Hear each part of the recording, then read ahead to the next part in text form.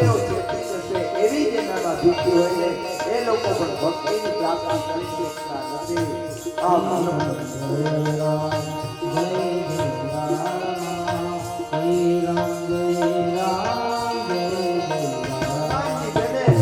પ્રભુ પુસ્તકમાં આંખો બંધ કરીને બેઠા હો આંખની ટુકડી જામવંતી છે ને હનુમાનજી પાસે લઈને આવે. સુનો હનુમાના પાઠ પ્રસાદી રહેવું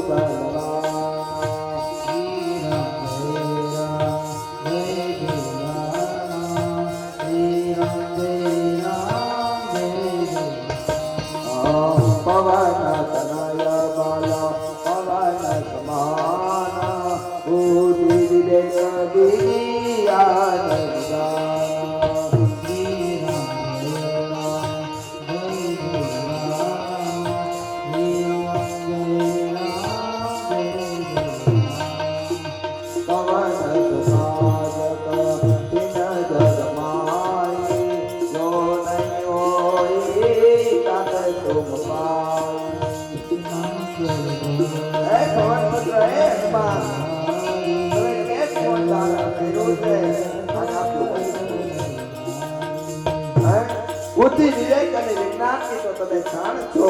આ જગતમાં શું એવું કઠિન કામ છે કે તમારાથી ન થાય અને સાહેબ જેનાથી કામ થાય ને એ જ મૌન થઈને બેઠા હોય. બીજા છે ને એને એમ થાય અમે કામ કરી લઈએ. રામ સાગર તવય અવતારા પુનઃ ભયવો પદતા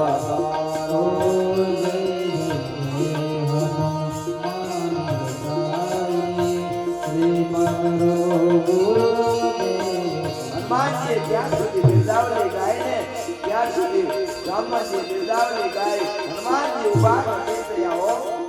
પણ જ્યારે હનુમાનજી મહારાજ જામવંતી દ્વારા કહેવામાં આવે છે રામ કાજ લગી તવે અવતારા કે તમારો અવતાર છે ને રામ કાર્ય માટે થયો છે હો.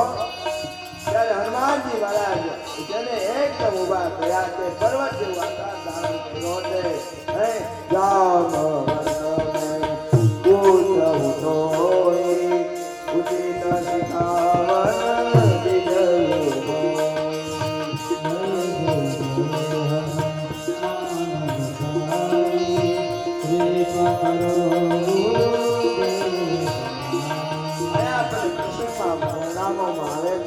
ભલે તમે ગમે એટલા કેટેગલ હોય વૃદ્ધની સલાહ લો.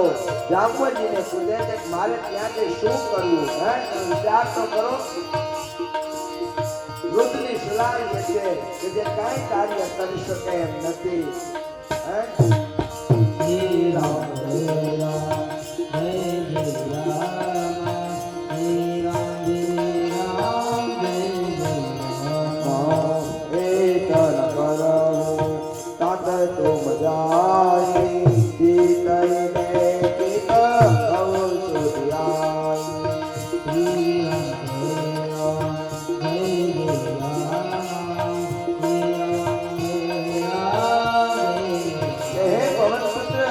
તમારે ત્યાં જઈ એટલું જ કરવાનું છે.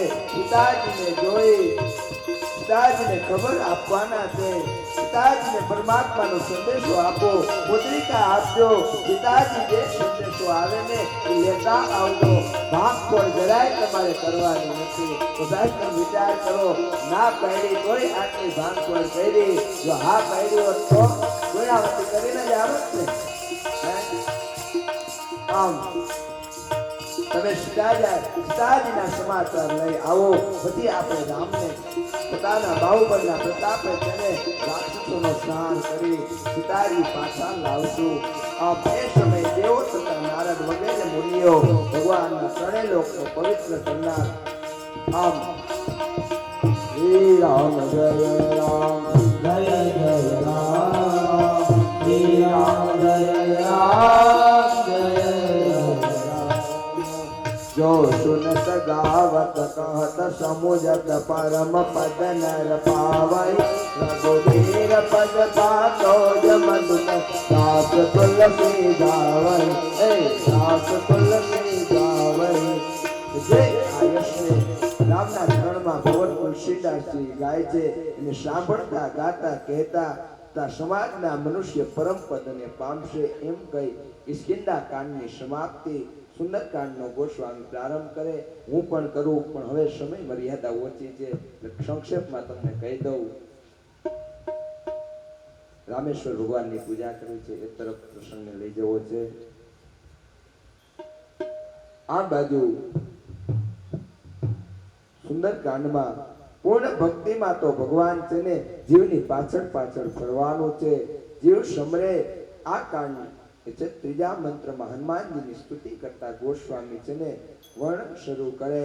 આમ ગોસ્વામી મહારાજ સુંદરકાંડની પ્રથમ ચોપાઈમાં લખે જામવંત કે બચન સુહાય સુની હનુમંત હૃદય અતિ ભાયે. જામવંતજીના સુંદર વચનો હનુમાનજીના હૃદયમાં અતિ પ્રસન્નિત થયા છે. આમ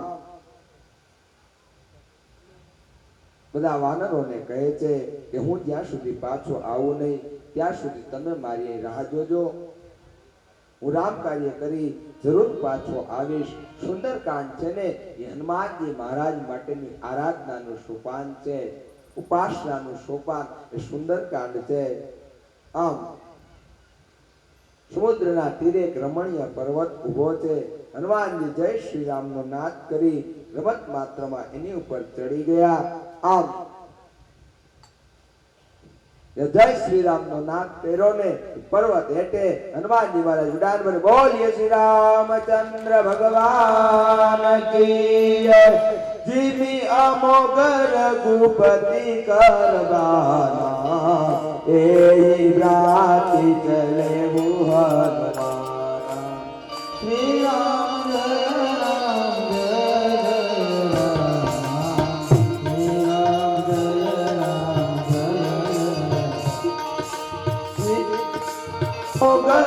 ગુપતિ કરવાના એ રાતી ચલે હનુમાન. શ્રી રામ જય રામ જય રામ શ્રી રામ જય રામ જય. જેમ રામ અમોઘ બાણ છૂટે ને એની કોઈ ગતિનું વર્ણન ન કરી શકે એવી હનુમાનજી મહારાજની ગતિ બેઠી ગયો. શ્રી રામ જય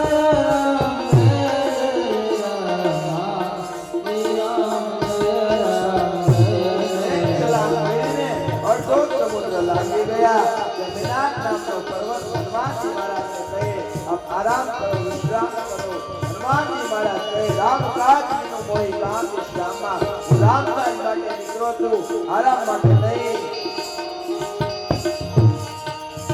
શ્રી રામ જય રામ જય રામ શ્રી રામ જય રામ જય રામ. આગળ ગયા ને તો સુષા નામની રાક્ષસી હનુમાનજી મહારાજના ચરણોને ખાઈ જાઓ.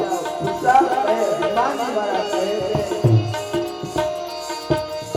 હું બાબા રામનો સંદેશો છે ને માં જાનકીને લઈ આવો, માં જાનકીની શોધ કરી આવું, માં જાનકીનો સંદેશો છે ને એ રામને લઈ આવું, પછી તું મને કહા.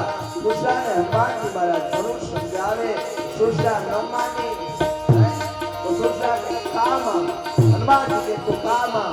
આ હનુમાનજી છે ને સુષાને હનુમાનજીને ખાવા માટે સુષાએ 1 યોજન જેટલું મોં પહોળું કરે છે. હનુમાનજી મહારાજ 2 યોજન થયા. સુષા 4, હનુમાનજી 8, સુષા 16, હનુમાનજી 32. શ્રી રામ જય રામ જય જય રામ શ્રી રામ જય રામ જય બોલ બોલ જય જય જય ગુરુ શ્યામ બદન બજાવા